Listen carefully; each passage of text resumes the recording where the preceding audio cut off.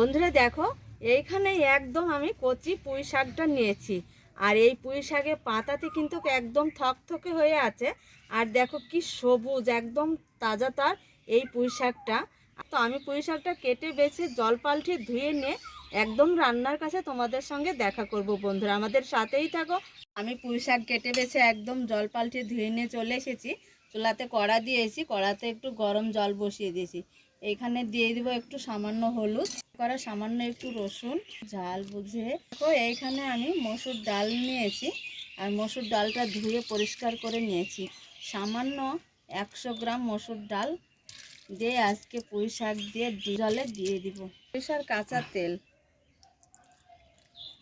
তেলটা রান্না করে খেয়ে দেখবে। দেখো 7 থেকে 8 মিনিটের মধ্যে ডালটা ঢাকা দিয়ে সেদ্ধ করে নিয়েছি। আর ডালটা দেখো একদম গলা গলাভাবে সেদ্ধ করে নিয়েছি। এই যে দেখো ডালটা খুব তাড়াতাড়ি সেদ্ধ হয় গরম জলে দিলে। ঝেড়ে বেছে পরিষ্কার করে কুটে আমি ধুয়ে নিয়েছি। এইবার সেদ্ধ ডালে দিয়ে দিব। তো ডালের সঙ্গে এই যে কচি কচি পুঁইটা আমি শুধু একটু ভাপিয়ে নেব। আর পুঁই শাক ডাল খুব সুন্দরভাবে সেদ্ধ হয়েছে। আর এই পুঁই শাক এইরকম সবুজ সবুজ থাকতে থাকতে আমি ঢেলে নিব। এখানে একটু স্বাদ অনুযায়ী লবণ দিয়ে দিব। এই যে লবণ দিয়ে দিয়েছি। আবারও 2 থেকে 3 মিনিটের জন্য একটু ঢাকা দিয়ে দিব। সেদ্ধ করে নিয়েছি।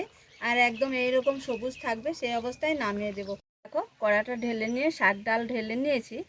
আর তেল সরিষার দিয়ে দিয়েছি। এইখানে দিয়ে দেবো বিট করে রাখা ডিমটা গরম তেলে। এটাকে উল্টে পাল্টে খুব ভালো করে ভেজে নিয়েছি।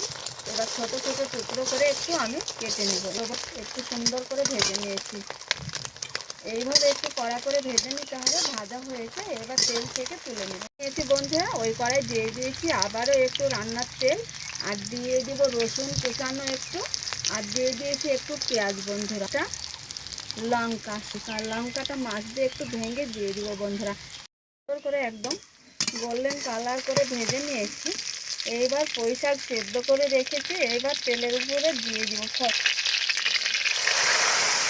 বন্ধুরা এইখানে পুঁই শাকে আমি হলুদ ব্যবহার করিনি, কেননা মসুর ডালে হলুদ আছে তার জন্যে। তাও দেখো ডালের কালারটা দেখো কতটা সুন্দর হয়েছে। ডিমের টুকরোগুলো দিয়ে দিয়েছি।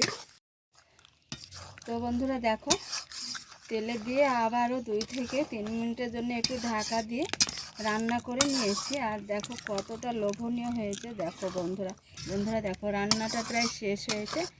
এবার নামিয়ে নেব বন্ধুরা। দেখো এই যে ডিম দিয়ে পুঁই শাক এইভাবে রান্না করলে খেতে কিন্তু দারুণ লাগে। একটা ইউনিক রান্না বন্ধুরা।